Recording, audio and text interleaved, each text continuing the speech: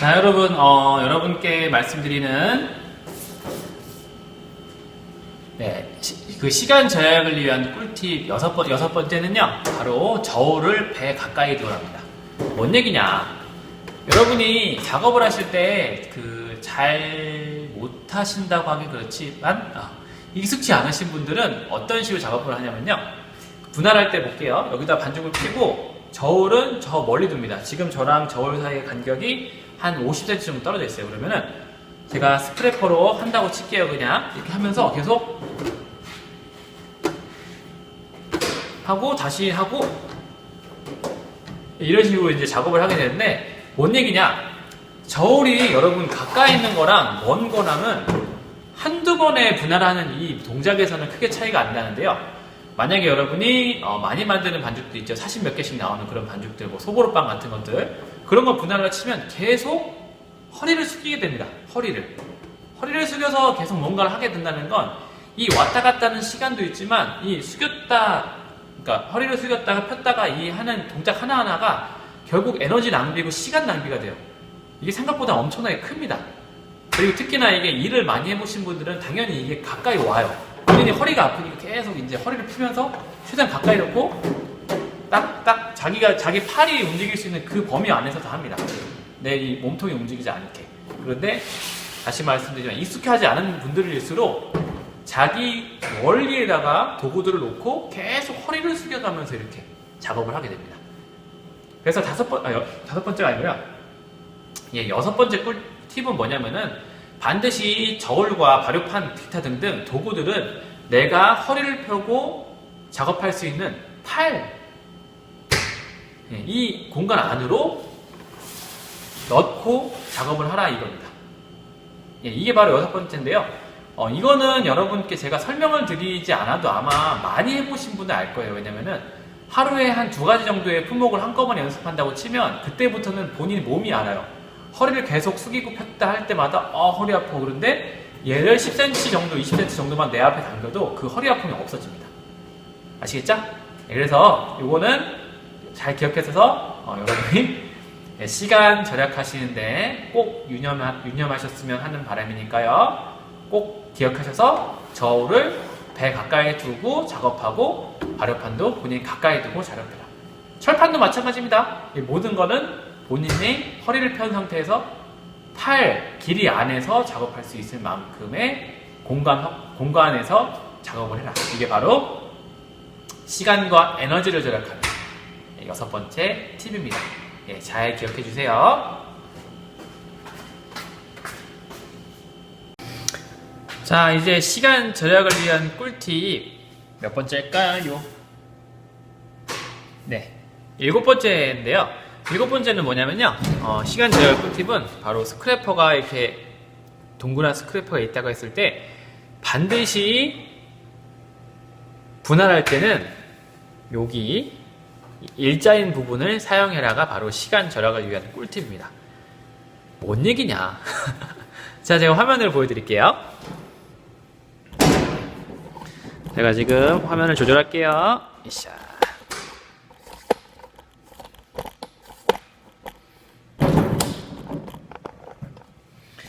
자, 보시면 여기 반죽이 있습니다. 반죽이 더 내려야 되네요. 반죽이 있는데, 여러분이 이 일자인 스크래퍼를 하시면 보세요, 딱 끊어져요. 이런 식으로 잘 끊어지는데, 이 둥그런 부분을 사용하시도록 하겠습니다. 이런 식으로 칼질을 하게 돼요. 칼질. 근데 반죽은 여러분이 상처를 안 나게 분할할수록 반죽이 좋아져요. 그런데 보세요, 이 단면 보이시나요? 단면? 이거는 둥그런 부분을 사용해서 칼질하듯이 분할한 반죽이고요. 이거는 일자인 부분을 사용해서 끊듯이 분할한 반죽입니다. 다시 보여드릴게요. 차이가 많이 나죠? 상처가 많이 나고 상처가 적게 나고. 자, 일자로 끊듯이 딱 끊으시면 이런 단면이 나타나고요. 이 둥그런 부분을 이용해서 자르듯이 하게 되면 조금이라도 더 상처가 납니다. 제가 지금 작은 반죽을 보여드리니까 이걸 더 이해가 별 차이가 없는데 하실 수 있는데, 큰 반죽일수록 더 힘들어요. 그리고 반죽이 큰 덩어리고 길다 칠게요. 제가 둥그런 부분을 한번 잘라보겠습니다. 예, 이런 식으로 잘려요. 이런 식으로. 예, 이런 식으로. 이 끝에 단면도 이런 식이 되고요. 예, 그래서 네, 시간 절약을 할 수 있는 꿀팁은 별게 아니고요. 바로 이렇게 스크래퍼가 있을 때 이 일자인 부분을 이용해서 뭘 하라고요? 분할을 해라. 이게 바로 시간을 절약할 수 있는 꿀팁이고요. 반죽을 다치지 않게 할 수 있는 방법입니다. 그리고 제과랑 제빵 여러 가지 하시다 보면 반죽통을 긁을 때 고무 주걱을 사용하시는 분들이 있는데요. 그것도 감점 요인입니다. 빵을 하시는 분들은 반드시 이 스크래퍼를 사용하셔야 되고요. 반죽통을 긁을 때는 둥그런 부분, 반죽을 분할할 때는 이 일자인 부분, 이 부분을 구분해서 사용하시면 여러분이 시간도 절약되고 훨씬 좋은 제품을 생산할 수 있습니다. 이제 아시겠죠? 기억해 주세요. 자, 안녕하세요. 예, 시간 절약을 위한 8번째 팁입니다. 8번째 팁은 바로 죄송해요. 바로 밀가루를 과감하게 뿌려랍니다. 이게 뭔 얘기냐? 우선 그냥 화면상 설명드리면 두 가지의 밀가루가 있습니다. 학생들이 중간중간 많이 물어봐요. 어떤 걸 물어보냐면은 선생님 강력분을 덧가루를 써야 돼요? 아니면 박력분을 덧가루를 써야 돼요? 아니면 중력분을 덧가루를 써야 돼요? 예, 덧가루는 반드시 강력분을 사용하셔야 됩니다. 강력분. 자, 왜 그러냐? 덧가루를 사용한다는 이유는 성형을 조금이라도 편하게 하기 위해서 덧가루를 사용하는 겁니다. 어떤 홈 베이커들은 덧가루 자체를 사용하지 않고 쇼트닝, 뿌리는 쇼트닝, 스프레이형 쇼트닝을 손에다 바르면서 성형하시는 분들도 있어요. 하지만 그렇게 일반적인 업장과 시험장에서 하기에는 예, 그렇게 뭐 도구, 재료라고 할까요? 그런 것들이 너무 많이 소비가 되기 때문에 덧가루를 사용하게 되는데 말 그대로 성형을 조금 덮기 위한 거지 이거 자체가 반죽에 많이 들어가거나 뭉쳐 들어가면 바로 안 좋은 영향을 끼치는 거죠, 제품에.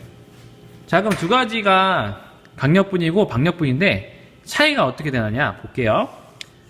자, 다시 말씀드리지만 뭉치지 않아야 됩니다, 덧가루는. 근데 박력분 볼게요. 박력분, 이게 박력분이에요. 박력분을 손에 잡고 꽉 잡은 다음에 손으로 펴겠습니다. 어때요? 뭉쳐있죠? 예, 뭉쳐있는 상태예요. 보시면. 자, 그런데 강력분을 해보겠습니다. 강력분. 자, 꽉 잡을게. 꽉 잡았습니다. 예, 훨씬 뭉침이 적어요. 떨어뜨렸을 때 요게 강력분이고요. 요게 박력분입니다. 박력분은 지금도 손으로 들 수 있어요. 이렇게 뭉쳐있는 상태로.